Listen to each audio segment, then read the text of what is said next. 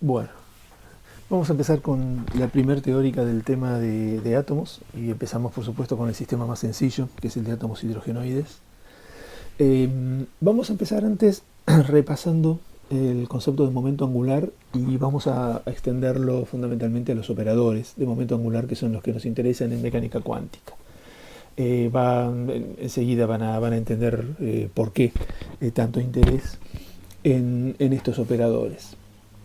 Ya lo habíamos visto esto, si nosotros tenemos un momento, una partícula con un momento lineal determinado, es decir, un producto de masa por velocidad, pero el movimiento que ejecuta es un movimiento circular, está rotando alrededor de un punto que va a ser nuestro origen, está separado por una distancia r de ese punto. Entonces, en lugar de seguir hablando del momento lineal, hablamos de un momento angular, ¿sí? Lo simbolizamos con la letra L minúscula y se relaciona con el momento lineal y el vector posición por el producto vectorial, ¿sí? Fíjense que esta cruz encerrada en un círculo la vamos a utilizar para simbolizar el producto vectorial. Bueno, acá está, digamos, cuál es la interpretación, ¿no es cierto?, del momento angular, que obviamente es un equivalente al momento lineal y se asocia fundamentalmente a la cantidad de movimiento que tiene una partícula cuando su movimiento es circular, cuando está rotando. Bien, tanto L entonces como R y como P son vectores, ¿sí? De manera tal que tenemos estas definiciones en términos de los vectores base, que son I, J, K, y esos vectores base tienen que satisfacer estas condiciones de producto escalar. En este caso, fíjense que ahora la notación, el puntito encerrado en un círculo, es la notación escalar. Estos vectores, los vectores base, son ortonormales, ¿sí? Es decir, que son ortogonales entre sí, pero el producto de cada uno de los vectores por sí mismo es igual a 1. Bien. Sabemos que el producto vectorial tiene reglas muy particulares, digamos, hay que resolverlo mediante una matriz. Entonces, los componentes, cada uno de los componentes del vector L está expresado en términos de productos del vector posición y del vector momento lineal, ¿sí? Tienen una especie de cruce entre los términos. Fíjense que el término para Lx depende de posición y momento en las otras dos coordenadas, ¿sí? Bien, esto es un vector. Entonces, ¿cómo conocemos la magnitud de un vector? Tenemos que calcular la norma. La norma es tomar el cuadrado de cada uno de sus componentes, sumarlo y luego sacar la raíz cuadrada, que es lo que está expresado acá abajo, ¿sí? Fíjense, a partir de esta definición del momento, de lo que sería la magnitud del momento angular, en mecánica clásica no existen restricciones a qué valor puede tomar el vector, la magnitud que puede tomar el vector L, ¿sí? Y tampoco sobre sus componentes. Existe una única restricción que es obvia a partir de la relación entre L y sus componentes, y es que, por supuesto, que ninguna de las componentes por separado puede ser mayor que el valor del momento, ¿sí? Si no estaríamos en un resultado absurdo, porque las tres componentes elevadas al cuadrado se suman y eso es lo que me da la magnitud del vector L, ¿sí? L al cuadrado. Por lo tanto, si alguna de ellas fuese mayor que L, esta igualdad jamás podría satisfacerse, ¿sí? Por lo tanto, la única condición que se debe cumplir es esta que aparece acá abajo, ¿sí? La relación entre L y cada una de sus componentes. Bien, pasemos entonces de lo que sería el momento angular en mecánica clásica al operador angular, al momento angular en mecánica clásica, al momento al operador, perdón, momento angular. Las tres componentes las podemos construir en función de la receta que ya conocemos de reemplazar la expresión clásica que tenemos por el operador mecanocuántico correspondiente. ¿Cuál es la gran diferencia entre el momento angular clásico y los operadores de momento angular, que ahora el momento lineal se representa, recuerden ustedes, como una derivada. Esta representación de la derivada va a tener consecuencias importantísimas en todo lo que vamos a ver de acá en más, ¿sí? En muchas de las propiedades. Bien, vamos a ver qué pasa con las relaciones de conmutación de las componentes del operador L, del momento angular. Una pequeña licencia que me voy a tomar, voy a dejar de escribir el acento del circunflejo acá arriba, ¿sí? Vamos a hacer de ahora en más hablamos exclusivamente de operadores, así que bueno, cada vez que tengamos expresiones metidas en un conmutador, sabemos que son operadores, ¿sí? Así que bueno, simplemente eso. Entonces fíjense, por ejemplo, tomamos como ejemplo el conmutador entre las componentes x e y del operador momento angular. Cuando expresamos cada uno de los operadores, ¿sí? Con la forma que acabamos de ver en la diapositiva anterior, entonces obtengo una expresión que, bueno, no es complicada, pero bueno, hay que hacer, digamos, algunas operaciones acá de multiplicar, digamos, de asociación. Lo que tiene de bueno esto es que nos quedan un montón de términos que son iguales, y lo mejor de todo también es que, además de ser iguales, tienen signo contrario. Algunos están multiplicados por un más y otros están multiplicados por un menos, lo que me permite cancelar un montón de términos de los que aparecen al desarrollar esta expresión que aparece acá arriba. Cuando hacemos eso y reordenamos lo que nos queda, resulta que el conmutador entre Lx y Ly es igual a Lz multiplicado por una constante y multiplicado por la variable compleja. Si hacemos exactamente lo mismo tomando cualquier otro par de componentes del momento L, nos vamos a verificar que se cumplen estas condiciones.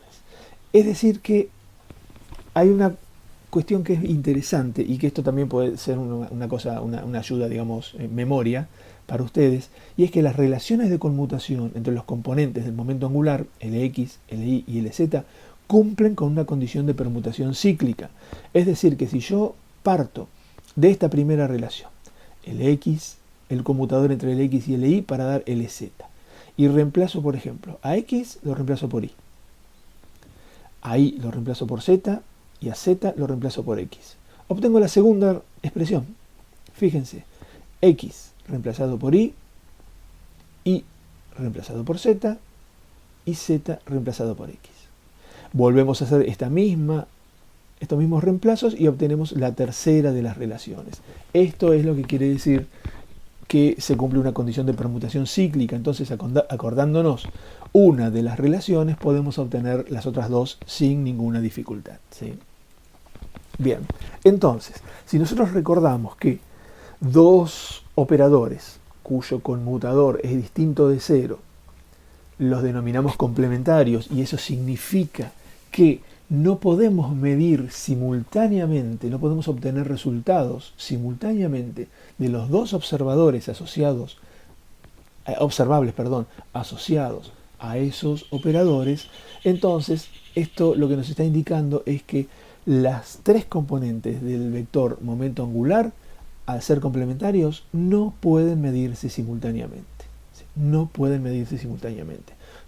No podemos medir simultáneamente o obtener información de los tres observables al mismo tiempo. Por otro lado, tenemos el resultado de que L cuadrado conmuta con las tres componentes por separado.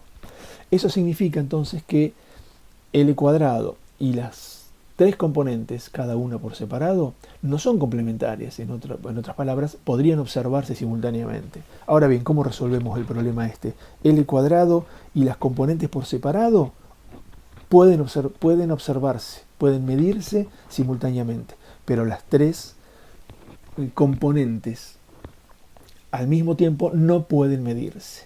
Entonces tenemos un problema, tenemos una especie como de trabalenguas. Acá, ¿cómo se resuelve esto? Bueno, la manera de resolverlo es decir, que en realidad lo que tenemos que hacer es tomar a la magnitud del momento, a L cuadrado, y tomar solamente una de sus componentes. Es la mayor información que podemos tener del sistema de manera simultánea, ¿sí? No podemos tener la información completa, es decir, no podemos tener L cuadrado y las tres componentes. Podemos tener solamente como información L cuadrado y una de sus componentes. Históricamente se toma Lz como la componente que vamos a elegir, y lo que decimos es que entonces conocemos la magnitud del vector y la proyección del mismo sobre uno de los ejes, quedando totalmente indeterminada la orientación sobre los otros dos, ¿sí? Por eso es que podemos definir una especie de cono, ¿sí? que tendría digamos, una proyección bien definida sobre el eje Z y en realidad una indefinición sobre el plano XY. Esta justamente es la base del modelo vectorial del átomo, que seguramente ustedes estudiaron en química inorgánica cuando vieron la parte de complejos de metales de transición, ¿sí? Sin embargo, hay una cuestión que es de lo más interesante, y es que si nosotros prestamos atención a la forma del operador L, con esas, digamos, incluso digamos, los conmutadores que acabamos de ver, hay una diferencia importante entre lo que es un vector desde el punto de vista clásico que un vector desde el punto de vista de la mecánica cuántica. En un producto vectorial de un vector clásico consigo mismo es cero. Por construcción del determinante tiene que ser cero. Sin embargo, cuando hacemos lo mismo para un vector, digamos, con un origen mecanocuántico como el vector momento angular, encontramos que ese producto no es igual a cero, sino que tiene esta expresión que podemos deducir si jugamos un poco con los conmutadores que acabamos de ver un par de diapositivas más atrás, ¿sí? Por lo tanto, decimos que L no es un vector en el sentido clásico, sino que es un operador vector, ¿sí? Una diferencia importante. Bien. Vemos entonces que L cuadrado conmuta con LZ, ¿sí? Esto es interesante porque si nosotros pudiésemos demostrar que además L cuadrado y LZ son hermíticos, quiere decir que tiene que haber un conjunto de autofunciones que sea autofunción al mismo tiempo de L cuadrado y de LZ. Recuerde que son propiedades de los operadores hermíticos que conmutan. Por lo tanto, ya sabemos que conmutan, lo que tenemos que demostrar es que son hermíticos. Bien, empecemos con LZ. Acá tenemos la definición de LZ. Recordamos, digamos, así muy brevemente, que un operador hermítico es el que cumple con esta condición, el operador A actuando sobre una función Fn, y del otro lado, digamos, a su izquierda hay una función Fm, la compleja conjugada de esa función Fm, donde podemos suponer, digamos, por generalidad que Fn y Fm son funciones distintas. Entonces, esta integral tiene que ser exactamente igual a la integral del operador A, la compleja conjugada del operador A, actuando sobre Fm, compleja conjugada, multiplicado por Fn, ¿sí? O lo que es lo mismo, esto es tomar la compleja conjugada de la integral original, que es lo que estamos haciendo acá. Bien, lo primero que hacemos, que es tal vez lo más complicado, entre comillas, es probar que el operador diferencial es hermítico, ¿sí? El operador diferencial o el operador momento lineal, si le agregamos, además de la derivada parcial, h partida sobre i. Fíjense, nos tenemos que concentrar en realidad en esta integral. Esta integral, acá no está escrito, pero como la variable es x, ¿sí? Esto es una cosa unidimensional, los límites de la integral tienen que ser menos infinito e infinito. Por lo tanto, tenemos esta integral que la única manera de resolverla, dado que desconocemos Fn y Fm, es por partes. Entonces, si ustedes recuerdan de análisis matemático, la receta para resolver una integral por partes de este tipo es el producto de Fm estrella por Fn evaluada en los límites de la integral menos la integral de ahora Fn sin derivar y la derivada de la primera de las funciones de Fm estrella. Por lo tanto, acá lo que tenemos es, hay que evaluar este primer término y nos queda esta segunda integral. ¿Qué pasa con este primer término? Recuerden ustedes que estas funciones son autofunciones de un operador, tienen que ser cuadráticamente integrables. Eso quiere decir que la integral entre menos infinito e infinito tiene que existir. Si nosotros dejamos que las funciones, cualquiera de las funciones, tomen valores finitos en infinito y menos infinito, la integral me va a dar va a diverger, me va a dar un valor inmenso, grandísimo, ¿sí? Por lo tanto, la única manera de asegurarnos que una función sea cuadráticamente integrable entre menos infinito e infinito es que en esos dos límites las funciones se anulen. ¿sí? Por lo tanto, si tanto fn como fm se anulan en infinito y en menos infinito, la primera parte de esta integración por partes tiene que ser 0. Entonces lo único que va a sobrevivir es la integral. Y si observamos lo que me queda con la integral con el signo menos delante, esto es lo mismo que haber tomado la compleja conjugada de este término, ¿sí? Donde reemplazamos a i por menos i. Por lo tanto, yo puedo reemplazar al operador px por su compleja conjugada, que sería lo que acabamos de obtener acá, ¿sí? Con esto mostramos entonces que el operador diferencial y por lo tanto el operador momento lineal los dos, bueno, si bien digo, son hermíticos, ¿sí? El operador posición también es hermítico. El operador posición lo único que hace es, digamos, introducir la multiplicación por una variable sin ninguna operación complicada, ¿sí? Por lo tanto, esos operadores tienen la particularidad de ser hermíticos, no hay grandes complicaciones. Entonces, si nosotros operamos, por ejemplo, con este producto de operadores, ¿sí? Primero con px y luego con i sobre una función fn, podemos suponer que, entonces, por lo que acabamos de ver, px, al ser hermítico, es equivalente a que actúe sobre fm estrella, ¿sí? Por lo tanto, podemos escribir el resultado de la primera acción de px sobre fn como el resultado de px compleja conjugada por fm compleja conjugada. Y como i acabamos de decir que es hermítico, tranquilamente podemos pasarlo entonces del lado de los complejos, de las complejas conjugadas, y por supuesto tenemos que pasarlo del lado más externo, ¿sí? Entonces, al pasarlo del lado más externo, me queda la compleja conjugada de i, que en realidad es igual a i, por la compleja conjugada de px actuando sobre la compleja conjugada de fm. Esto entonces me muestra que el producto de i por px, los operadores i por px, es hermítico, ¿sí? Se puede demostrar que la combinación de x por pi va a ser exactamente lo mismo, de manera tal que entonces podemos decir que la componente Lz del operador momento angular es un operador hermítico, ¿sí? Si aplicamos Lz dos veces, significa ir aplicándolo primero una vez y luego una segunda vez. Y aprovechamos que cada uno, que Lz es hermítico, por lo tanto vamos operando con él de a una vez. Y esto lo que nos permite mostrar es que Lz cuadrado también es hermítico. Entonces, si sumamos Lz cuadrado más Lx cuadrado más Li cuadrado, tenemos tres operadores hermíticos, su suma también es hermítica, y por lo tanto llegamos a la conclusión de que L cuadrado tiene que ser hermítico. Entonces, si tanto L cuadrado como Lz son hermíticos y además conmutan, tiene que haber un conjunto de autofunciones que sea autofunción a la vez, al mismo tiempo, de ambos operadores. Eso es lo que vamos a estudiar ahora. Hacemos una pequeña pausa, ¿sí? Para introducir una notación nueva propuesta por Paul Dirac, ¿sí? Hacia 1939, que es una notación que resulta que es muy utilizada porque es muy compacta y está, digamos, es muy útil, que se denomina notación bracket, ¿sí? Está dedicada exclusivamente a las integrales, pero nosotros podemos extenderla a vectores individuales o a funciones individuales. Eso es lo que tiene de bueno, ¿sí? Fíjense, si tenemos una integral de este tipo, ¿sí? En donde la compleja conjugada de fm se multiplica a fn, nosotros vamos a denominar a la compleja conjugada de fm con esta notación, ¿sí?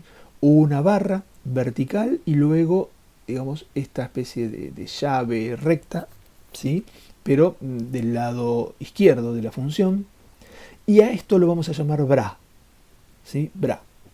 Mientras que a fn la vamos a representar por la misma barra vertical y otra vez esta llave así de ángulos, pero del lado derecho de la función, y la vamos a denominar ket. Entonces, entre las dos tenemos un bracket, ¿sí? Fíjense, esta sería la representación de la integral en la notación de Dirac. Desaparece el símbolo de la compleja conjugada, pero nosotros sabemos que todo lo que quede a la izquierda de la barra vertical es compleja conjugada, y lo que queda a la derecha de la misma es real, ¿sí? Oh, perdón, no es que sea, no es que sea real, sino que es la función original, no tomamos la compleja conjugada. ¿Qué pasa cuando tenemos un operador? ¿Sí? Cuando un operador actúa sobre alguna de las dos funciones, entonces normalmente hacemos que el operador esté incluido dentro del ket, como en este caso, o dentro del bra, como en este otro caso. ¿Sí? Muchas veces la primera de estas integrales también se suele escribir de manera tal que respetamos las dos barras verticales de definición del bra y del ket y ponemos al operador entre medio. ¿Sí? Nosotros en general vamos a utilizar cualquiera de estas dos expresiones, depende de la conveniencia, ¿sí? Pero no es raro ver esta expresión, ¿sí? Es bastante usual. Entonces, volvamos a los operadores L cuadrado y LZ. Eso significa que tiene que haber un conjunto de funciones que ahora, utilizando la notación ket de Dirac, podemos escribir como L, ml para indicar, digamos, la dependencia de la función de onda con esos dos números cuánticos, es decir, que para definir a la función de onda tenemos que definir esos dos números cuánticos. Si LZ actúa sobre esta función, me tiene que devolver algo que tiene que depender de m sub l y la función de onda original. Por otro lado, si L cuadrado actúa sobre la misma función, me tiene que devolver perdón, algo que depende de L multiplicado por la función original. Bueno, L y ML son números cuánticos, y como son números cuánticos de operadores hermíticos, ¿qué condición tiene que cumplir? Tienen que ser reales. Tienen que ser reales. Bien. ¿Qué forma matemática tienen los operadores LZ y L cuadrado? LZ ya lo conocemos, lo conocíamos de cuando estudiamos incluso una partícula sobre un disco. ¿Sí? ¿Se acuerdan que con el ángulo phi nos alcanzaba? Y entonces teníamos una expresión muy compacta para el operador LZ, ¿sí? Que dependía solamente de la derivada parcial del ángulo phi. L cuadrado, hay que desarrollar por supuesto las tres componentes y nos queda una expresión que, bueno, parece bastante complicada, bastante fea, pero si en realidad hacemos un poco de memoria con la clase anterior, cuando estudiamos la partícula sobre una esfera, ¿sí? O bien una partícula girando, digamos, con un movimiento que ya iba tridimensional, ¿no es cierto?, más allá de una cosa circular, entonces observamos que este término que está entre paréntesis está relacionado, no relacionado, es exactamente lo mismo, excepto esa constante h partida, con el operador lambda cuadrado. Recordamos entonces que el lambda cuadrado actuaba sobre un conjunto de funciones para devolvernos el producto de menos L por L más 1 por la misma función de onda. Entonces, si volvemos atrás, vemos, déjenme volver un cachitito para atrás, L cuadrado es igual a menos h partida cuadrado por todo esto que está entre paréntesis. Y todo eso que está entre paréntesis es lambda cuadrado. Por lo tanto, L cuadrado tiene que ser igual a menos h partida al cuadrado por lambda al cuadrado. Operar con lambda cuadrado sobre la función Lm significa que me tiene que devolver menos L por L más 1, es decir, el mismo resultado que tenemos acá. ¿Sí?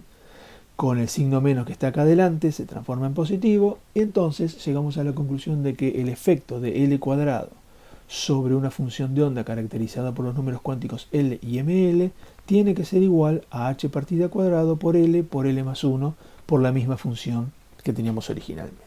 ¿Sí? Fíjense que no estamos haciendo nada raro, simplemente aprovechando resultados de la clase teórica anterior, ¿sí? Donde ya habíamos definido y habíamos trabajado con el operador lambda mayúscula al cuadrado, ¿sí? Solo que ahora lo asociamos al operador L cuadrado, ¿sí? Si ya hicimos el trabajo en la teórica anterior, ¿para qué vamos a volver a repetirlo? ¿O para qué vamos a repetirlo? ¿Qué pasa con ML, con el otro, digamos, o con LZ cuadrado? Recuerden que también en el caso de la partícula sobre una esfera teníamos una segunda ecuación de Schrödinger que dependía solamente de phi, y eso nos permitía definir una función phi mayúscula, que era la autofunción de este operador. En realidad, este operador es ni más ni menos que el operador LZ cuadrado, ¿sí? Esto lo podemos observar, lo podemos obtener fácilmente, ¿sí? Esto significa que si llegamos a operar con LZ cuadrado sobre la función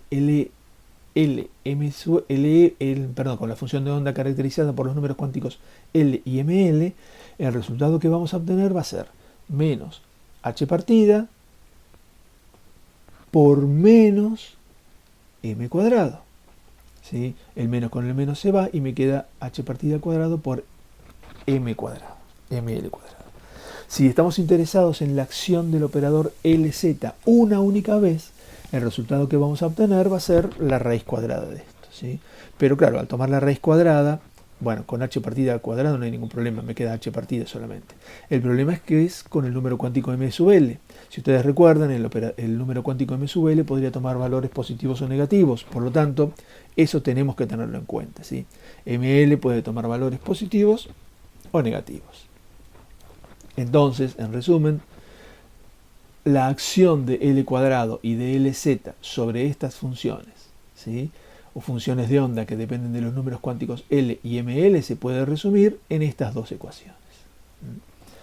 ¿Qué pasa si restamos las dos ecuaciones? Si restamos L cuadrado menos LZ al cuadrado, ¿sí? Tenemos este resultado, ¿sí? Pero resulta que L cuadrado menos LZ cuadrado es igual a LX cuadrado más LY cuadrado, ¿sí? Recuerden que L cuadrado es la suma de las tres componentes. Si pasamos una componente restando, me queda solamente la suma de las otras dos. Por lo tanto, son todos operadores hermíticos, ¿sí? Tenemos una suma de estos dos operadores hermíticos, ¿sí? Encima son operadores que están elevados al cuadrado, cuyos autovalores tienen que ser reales. Eso significa, entonces, que lo que está acá entre paréntesis, L más 1 menos ml cuadrado, tienen que ser reales, por supuesto, y además un número real elevado al cuadrado no puede ser menor a 0, tiene que ser mayor o igual a 0. Por lo tanto, llegamos a la conclusión de que lo que aparece acá entre paréntesis, L por L más 1 menos ml al cuadrado, tiene que ser mayor que 0. Esto es interesante, ¿por qué? Porque establece una relación entre L y m sub L, ¿sí? Fíjense, vamos a ver el caso el último caso, L igual a 2, que implica que m sub L tenga como valores más menos 2, más menos 1 y 0, y no pueda tomar otro valor. Imagínense que L vale 2.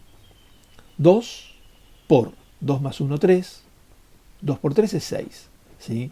Entonces, ML tiene que tomar valores tal que, elevados al cuadrado, no puedan ser mayores que 6, ¿sí?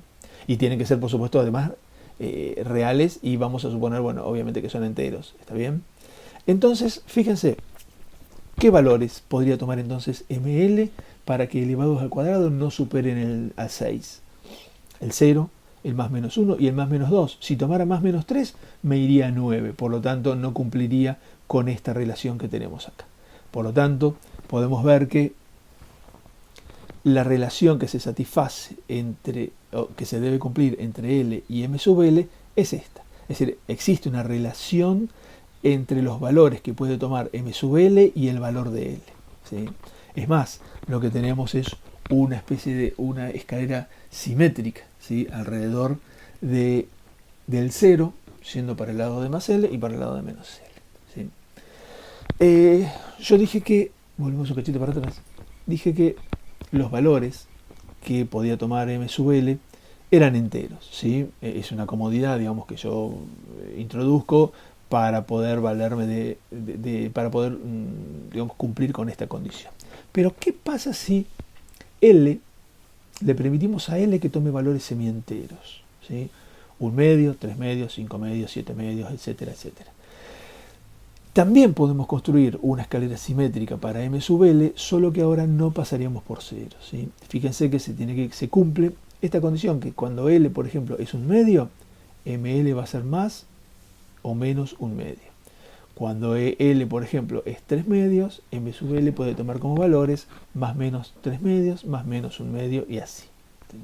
Entonces, fíjense, las conclusiones que sacamos de todo esto es que La magnitud del momento angular va a quedar restringida siempre a valores iguales a h partida por la raíz cuadrada de L por L más 1, donde L puede tomar valores enteros o semienteros, es decir, partiendo de 0, es decir, 0, 1 medio, 1, 3 medios, 2, etcétera, etcétera, etcétera.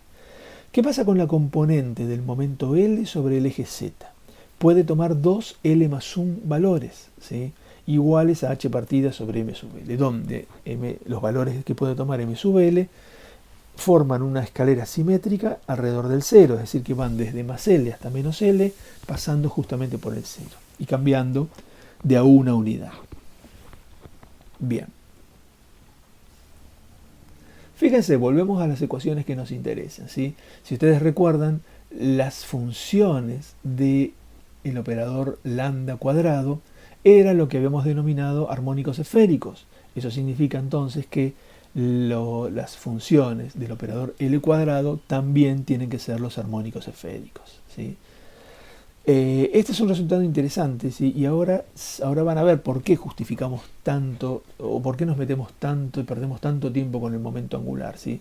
Porque es una parte importante de la ecuación de Schrödinger que define la interacción de una partícula o de dos partículas cargadas, ¿sí?, sometidas a un potencial coulombico, que es también llamado un problema de un potencial central, ¿sí? ¿Y por qué? ¿Qué me permite definir eso? Por ejemplo, el átomo de hidrógeno. En el átomo de hidrógeno podemos pensar, incluso digamos, como una representación clásica o un núcleo, ¿sí?, que puede ser un único protón, pero digamos la carga Z en principio podría ser arbitraria, ubicada en un lugar en el espacio que arbitrariamente también podemos tomar como el origen, y luego un electrón que está separado a una distancia r del mismo. Entonces, si escribimos la ecuación de Schrödinger, vamos a tener un término de energía cinética para el electrón, un término de energía cinética para el núcleo y la interacción de tipo coulombica, ¿sí?, donde acá arriba, en realidad, esto es el producto de Z por E, ¿sí?, donde Z por E sería la carga del núcleo y E sería la carga del electrón.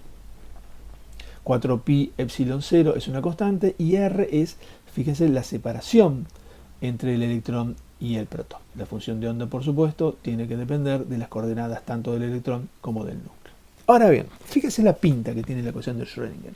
Es muy parecida a las dos partículas unidas por un resorte, ¿sí?, donde teníamos dos términos de energía cinética y en realidad, por supuesto, lo que era diferente era el término de energía potencial, porque era la ley de Hooke, ¿sí? Acá tenemos la ley de Coulomb, ¿sí? Pero fíjense que la expresión es la misma, ¿no es cierto? Entonces, eso significa que, digamos, uno ya podría imaginarse que podríamos seguir el mismo paso, los mismos pasos que seguimos con las dos partículas unidas por un resorte. Podemos pensar en redefinir coordenadas. En vez de la coordenada del electrón y la coordenada del núcleo, podemos definir una coordenada relativa, que es la distancia entre las dos, ¿sí?, aprovechando que lo tenemos en la ley de Coulomb. Una coordenada del centro de masas, ¿sí?, y luego una masa, una m grande, que sería la suma de las dos masas, y una masa efectiva o masa reducida, que tiene un término ya conocido. Con todos estos cambios que estamos haciendo, podemos dividir a la ecuación de Schrödinger en dos, ¿sí?, en donde vamos a tener una ecuación de Schrödinger que depende exclusivamente de la coordenada del centro de masas y que solamente tiene energía cinética, que representa, como siempre, el movimiento del sistema como un todo, que para nosotros ese movimiento traslacional es irrelevante, no nos aporta nada, ningún conocimiento nuevo. Y la segunda parte más interesante es una ecuación que depende de la coordenada r, es decir, de la coordenada relativa, que incluye un término de energía cinética, donde la masa está reemplazada por la masa efectiva, y la ley de Coulomb, que depende de R, que es justamente la distancia entre las dos partículas, ¿sí? Fíjense que al hablar de una distancia de una coordenada relativa, podríamos tranquilamente poner al núcleo en el origen, ¿sí?, donde Rn entonces sería 0, y la coordenada pasaría a ser solamente la coordenada del electrón. Bien. Entonces, esta ecuación que tenemos acá es la que nos interesa, ¿sí? ¿Qué pasa con el operador nabla cuadrado? El operador nabla cuadrada el nabla cuadrado es el mismo que teníamos para la partícula sobre una esfera, ¿sí? Es decir, un término que depende de R y el operador lambda mayúscula al cuadrado dividido por R cuadrado. En aquel entonces, la partícula giraba a una distancia fija, ¿sí?, respecto del origen, una R sub 0. ¿Se acuerdan que después nos permitía definir un momento de inercia? En este caso, R es la distancia del electrón al núcleo y no hay ninguna razón por la cual esperar que esa distancia permanezca fija. Por lo tanto, ahora las derivadas con respecto a R ya no hay razón para que sean nulas, ¿sí? Por lo tanto, tenemos que considerarlas de manera explícita. Ahora bien, ¿qué pasa con lambda cuadrado? Lambda cuadrado es el mismo operador, el operador del momento angular que acabamos de ver en unas diapositivas antes, ¿sí? Por lo tanto, podemos asumir que la función de onda se puede separar en una parte radial y en una parte angular, ¿sí? La parte angular son los armónicos esféricos. Entonces, la ecuación de Schrödinger se puede escribir o se reescribe de esta manera, reemplazando la función de onda por sus dos componentes. En la parte de la energía cinética, en nabla cuadrado, ponemos ya directamente el operador lambda mayúscula al cuadrado, y lo que tiene de bueno es que ya sabemos cuál es el efecto del operador lambda cuadrado sobre los armónicos esféricos, que es menos L por L más 1, ¿sí? Y otra vez el armónico esférico. Por lo tanto, este resultado es interesante. ¿Por qué? Porque este operador lo vamos a reemplazar directamente por su resultado, cambiando el signo, por supuesto, ¿sí? Y manteniendo el 1 sobre R cuadrado. Entonces, fíjense que en esta nueva ecuación que tenemos acá, la segunda de las ecuaciones, no aparece en ningún lugar ninguno de los ángulos, ni θ ni φ. Por lo tanto, nosotros podríamos dividir tranquilamente acá por el armónico esférico y de manera tal de cancelarlo, ¿sí? Entonces, ¿qué pasa? ¿Por qué podremos hacer eso? Nos conviene porque pasaríamos a tener solamente una ecuación radial, algo que depende del R de R, la R mayúscula de R, ¿sí? Por eso es que decimos que tenemos una ecuación radial de Schrödinger, ¿sí? La reescribimos, pasamos el término de la energía, lo pasamos sumando y nos encontramos con esto, ¿sí? Son 4 términos entre paréntesis multiplicado por R de R. Suele haber un truquito que este R que aparece acá, o digamos, si uno quiere, digamos, puede multiplicar por R a ambos lados, que total acá tenemos un 0, no hay ningún problema, ¿sí? Y entonces R por R, digamos R minúscula por R mayúscula, la definimos como una nueva función U de R. ¿Está bien? Entonces eso me permite escribir las cosas de manera, bueno, un poco más compacta, ¿sí? Sobre todo la parte de la derivada segunda de R. Pero bueno, para la solución es irrelevante, es exactamente lo mismo. Lo más interesante, que es lo que vamos a ver ahora, tiene que ver con lo que queda acá encerrado entre paréntesis, y sobre todo los dos primeros términos. Fíjense que estamos acostumbrados nosotros a que cuando reacomodamos la ecuación de Schrödinger nos queda la energía potencial o menos la energía potencial más la energía, o la energía menos la energía potencial, ¿sí? Eso significa que estos dos términos tienen que estar relacionados con la energía potencial, el que ya conocíamos que era el culómbico, más esto que lo heredamos del efecto del momento angular sobre los armónicos esféricos. Eso significa que en realidad tenemos un potencial efectivo, una energía potencial efectiva que depende del número cuántico L, ¿sí? Fíjense la pinta que tiene, es de lo más interesante porque acá tenemos gráficas, ¿sí? Ustedes, bueno, van a poder, cuando tengan los PDF, ampliar las gráficas y verlo mejor, ¿sí? Pero fíjense que tenemos un potencial efectivo con dos términos, un término con signo negativo y un término con signo positivo. El término con signo negativo siempre es atractivo, ¿sí? Es el término claramente culómbico que hace que la partícula quede que sea atraída por el núcleo, así que el electrón sea atraído por el núcleo. Pero el segundo término, al ser positivo, es un término repulsivo. Entonces, tenemos una competencia entre un término atractivo y un término repulsivo. ¿De qué va a depender? ¿De que gane uno o de que gane el otro? Bueno, por supuesto de la distancia, porque la dependencia con la distancia acá es distinta. Y una vez que L está fijo, va a depender también del valor de Z. Entonces fíjense, acá tenemos para Z igual a 1. Mantenemos Z igual a 1, fijo, y vemos qué pasa con distintos valores de L. Y notamos que el único potencial efectivo que podemos considerar que enlaza al electrón al núcleo es aquel para el cual L es igual a 0, es decir, para el cual todo este término se anula, es decir, que el término es puramente coulombico. Apenas consideramos el L igual a 1, es decir, la curva que está acá en azul, fíjense que el término es netamente repulsivo. ¿Qué pasa si llevamos z igual a 10? ¿Sí? Si hacemos z igual a 10 y hacemos exactamente el mismo análisis, nos encontramos con que ahora, nuevamente, para L igual a 0, por supuesto el potencial es incluso un poco más bajo, ¿sí? más profundo de lo que era cuando z es igual a 1, pero lo más interesante es que cuando L es igual a 1, a pesar de tener una componente repulsiva a distancias cortas, ¿sí? Lo cual es razonable por tener este comportamiento de 1 sobre r cuadrado versus el 1 sobre r, 1 sobre r cuadrado va a tender a más infinito cuando r se haga pequeño, mucho más rápidamente que 1 sobre r, ¿sí?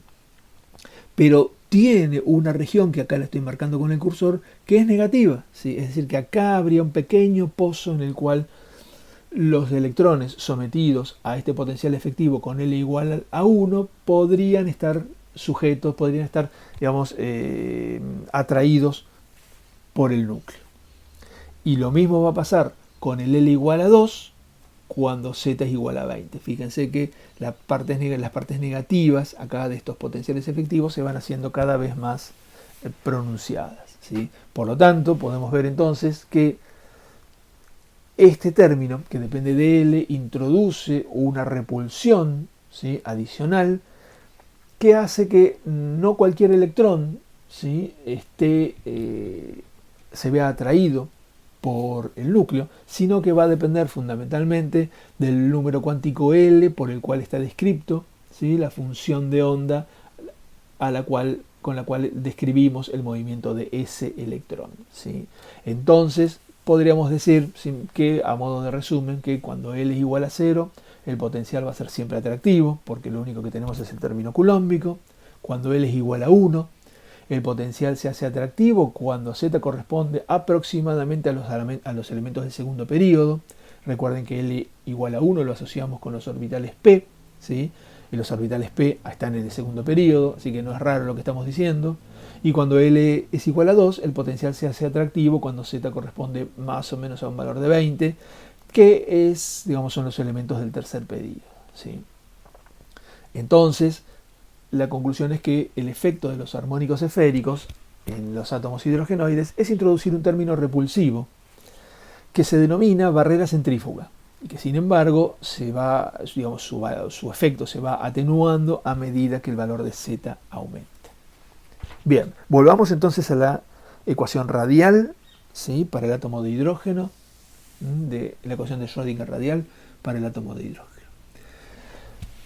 ¿Cómo se resuelve esto? Bueno, la resolución no es sencilla, hay que resolver la ecuación diferencial que resulta acá, hay que utilizar series de potencias, cosas que no vamos a hacer, por supuesto, y simplemente decimos que se suelen utilizar el mismo truco que también habíamos usado para el oscilador armónico, es estudiar primero cómo se comporta la función de onda cuando R tiende a infinito, y luego suponemos que ese comportamiento va a venir, afectado o modulado por un polinomio en R, ¿sí? Que en realidad, entonces lo que tenemos que hacer es tratar de encontrar cuál es este polinomio, este L de R. Le pongo una L, la L mayúscula, a propósito, porque así como encontramos con el oscilador armónico, también habíamos encontrado con los armónicos esféricos, el oscilador armónico también lo encontramos con los armónicos esféricos, encontramos familias de polinomios muy conocidos en matemáticas que nos permiten describir estas funciones, nos permiten resolver las ecuaciones diferenciales que estábamos buscando, ¿sí?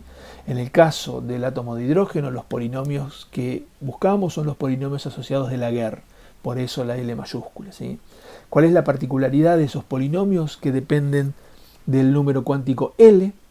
En realidad dependen de un entero L, ¿sí? Nosotros le damos el significado de un número cuántico, y también dependen de un nuevo número cuántico, ¿sí? N, que hasta ahora no había aparecido, ¿sí? La forma general de esta función, de la función de onda radial de esta ecuación de Schrödinger, cambiando de variable, en vez de seguir con R, pasamos a una variable ρ, que depende de z, ¿sí? Depende de ese número cuántico n y depende de este conjunto de constantes a que aparece acá. Más adelante vamos a ver que esto es lo que conocemos como radio de Bohr, ¿sí? Y fíjense la pinta que tiene la función de onda radial de la ecuación de Schrödinger. La constante de normalización, la variable ρ elevado a la L, un exponencial a la menos ρ dividido 2, que esto es lo que me asegura que la función de onda sea cuadráticamente integrable, es decir, que se anule cuando ρ tiende a infinito, y el polinomio de Laguerre, donde el polinomio de Laguerre está clara acá la dependencia tanto de L como de N, ¿sí? L toma enteros, los enteros positivos no nulos, y L está relacionado con el valor de N, es decir, que va desde 0 hasta n-1, ¿sí? No aparece m sub L, ¿sí? Fíjense lo interesante. M sub L aparece recién en los armónicos esféricos. La pinta de los polinomios de Laguerre es, digamos, feíta, por decir algo. Fíjense que es todo un término, bueno, que hay que calcular, pero esto en definitiva me termina dando un número multiplicado por la variable r elevado a la k, ¿sí? Donde k va desde 0 hasta n menos L menos 1. Entonces, la función de onda, como era el producto de una parte radial y el armónico esférico, pasa a depender, fíjense ustedes, de tres números cuánticos, de n y de L, porque los polinomios de Laguerre dependen de n y de L, también el armónico esférico dependía de L, y dependen también de m sub L, por la dependencia de los armónicos esféricos con este número cuántico. Entonces, tenemos la explicación de por qué la función de onda de los átomos, del átomo de hidrógeno depende de tres números cuánticos. ¿Cuál es el origen de esos tres números cuánticos? ¿Sí? Es ni más ni menos que la solución de la ecuación de Schrödinger, ¿sí? Y fundamentalmente haber aplicado las condiciones de contorno. Fíjense la pinta que tiene la expresión para la energía. La energía depende solamente del número cuántico n, ¿sí? Entonces, si depende solamente de n, pero a su vez n depende de los valores de L y de m sub L, quiere decir que esta energía tiene que estar degenerada, ¿sí? La degeneración es igual a n cuadrado, y esto, digamos, lo van a mostrar ustedes en los seminarios. Bien, fíjense la pinta. Estas son algunas de las funciones radiales más sencillas con las que podemos trabajar, ¿sí? Acá tenemos 1, 2, n1, n2, n3, y L vale siempre 0. ¿Sí? Más adelante, ahora un cachito, vamos a ver que cuando L es 0 siempre los asociamos con funciones S, ¿sí? Fíjense, cuando L es 1 lo asociamos con funciones P, cuando L es 2 los asociamos con funciones D, etcétera, etcétera, etcétera. Vamos a ver algunas particularidades de las funciones. Fíjense, cuando L es igual a 0, acá el polinomio de Laguerre es igual a 1, acá el polinomio es 2 menos ρ, acá es 6 menos un término en ρ y un término en ρ cuadrado. Eso significa que si ρ es igual a 0, que es lo mismo que r sea igual a 0, la función de onda no es nula. Perdón. Eso significa que la función de onda no se anula en el núcleo, ¿sí? No se anula en el núcleo. En cambio, cuando L es igual a 0, la particularidad de los polinomios hace que cualquier polinomio de Laguerre con un L distinto de 0 se anulen en ρ igual a 0, que insisto es lo mismo que r igual a 0. Para un mismo valor de L, por ejemplo L igual a 0, vemos que el grado del polinomio va aumentando con el valor de n, ¿sí? El grado del polinomio es 0 cuando n es igual a 1, es 1 cuando n es igual a 2, es 2 cuando n es igual a 3, etcétera, etcétera, etcétera, ¿sí?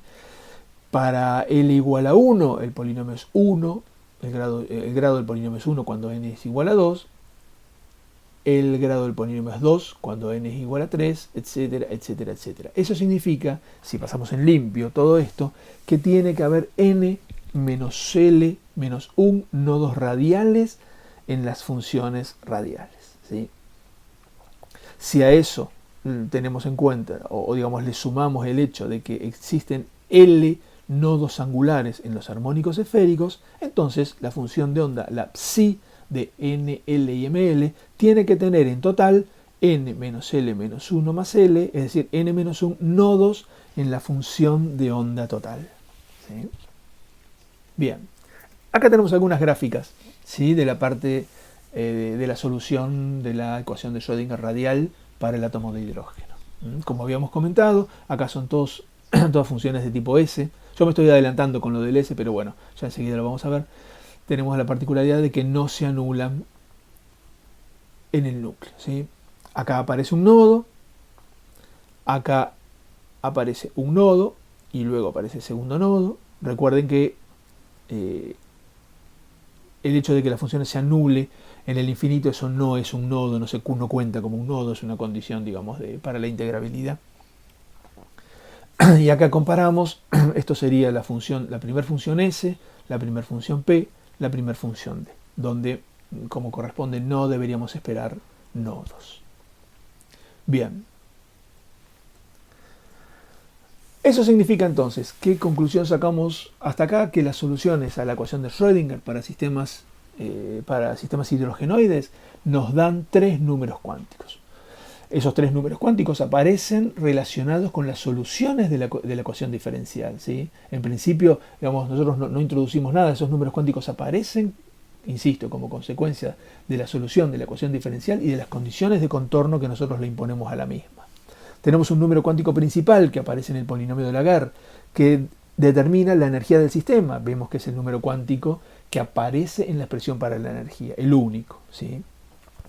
Y además me va a indicar la cantidad de funciones que van a tener esa energía. Esa es la degeneración de ese número cuántico, igual a n cuadrado.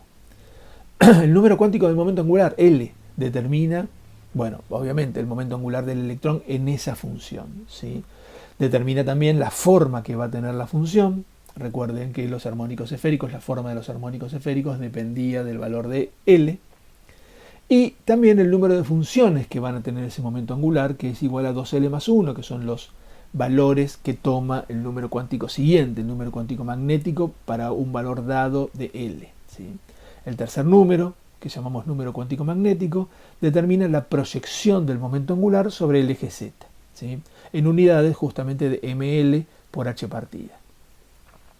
Cuando combinamos el valor que puede tomar m sub l con los valores que pueden tomar n y l, llegamos a lo que denominamos orbital, ¿sí?, y que es ni más ni menos que una función de onda individual, ¿sí? Entonces la combinación n igual a 1, L igual a 0, ml igual a 0 es un orbital 1s.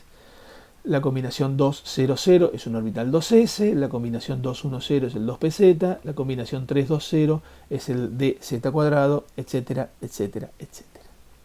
Bien, vamos a terminar acá, vamos a seguir en un ratito